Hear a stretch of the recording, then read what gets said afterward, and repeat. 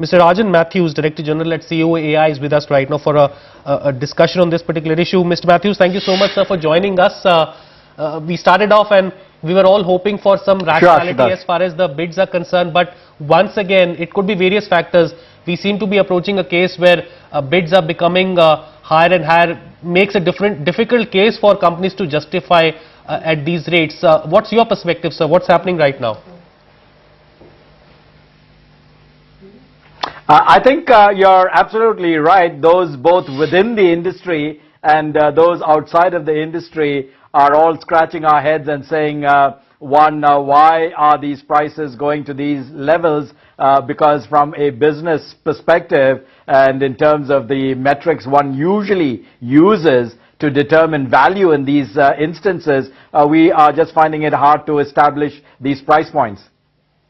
You know, the reason I put that question is because the provisional winning price for markets like Delhi are 106% higher than the reserve price, and which is only a shade lower than the March 2013 auction reserve price that the industry had dismissed, saying that it was which was very, very high. What do you say to that, sir?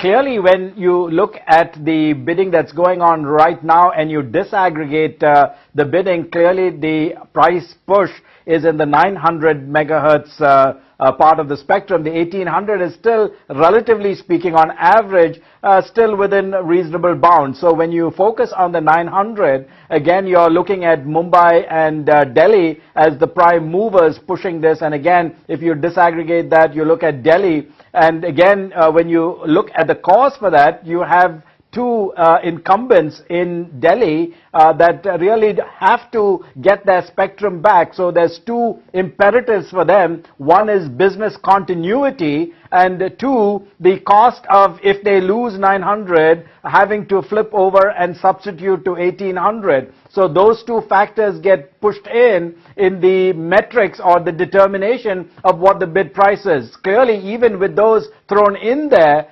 clearly now I guess we are at a point where people are asking how much is the bare minimum I need for business continuity purposes, and how much do I then need to get perhaps in 1800 to continue to meet the demand from my customers going forward. You know, we've also heard from banks, and there are reports suggesting that the banks are availing financing from banks is not going to be so easy as far as telecom companies are concerned. How do you see the industry resolving that issue? I mean, when it comes to availing funding from banks, when you speak to bankers, what's the sense you get from them? Clearly, right now, at 200,000 crore rupees of debt overhang for the industry, clearly we are in a position where additional domestic bank funding would be a challenge. So there may be some incremental ability, but our domestic banks are telling us that the exposure they presently have to the sector is already pretty much maxed out. So we're looking at foreign investors, and the fact that we have now allowed 100% FDI clearly is going to help. But I think the one thing that we are going to have to look as the first cause, if you will, or the first tranche, is the government itself, because you have to put up maybe 25-30%, then you have a 2-year hiatus window, and then a 10-year period to repay back. So most of the bidders who win spectrum will probably utilize that as the first stop, if you will, and then later on try to backfill through either foreign or domestic sources. Okay, and does this translate into tariffs being revised? Obviously, operators will be left with no other option but to pass on some burden to the end consumers. Do you see this translating into tariffs being revised once these auctions are over and the spectrum is allocated?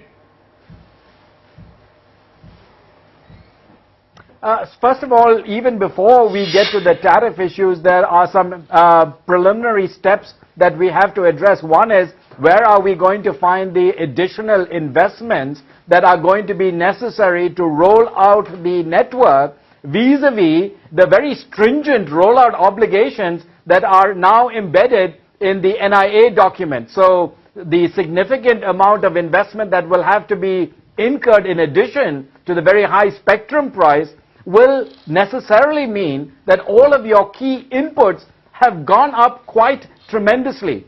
It's 101 economic theory that when you have this type of increase in your basic inputs, it is very hard to be able to sustain your present price point. So yes, clearly going forward, there's going to be tremendous pressure to be able to maintain quality of service, roll out obligations, and to be able to start looking at broadband rollout without having some meaningful tariff, if you will, adjustment going forward. All right, Mr. Matthews, thank you so much, sir, for your time. It was a pleasure chatting with you, and of course, we'll bring you back in for a more detailed perspective once the finals are over and once the allocations start to be made.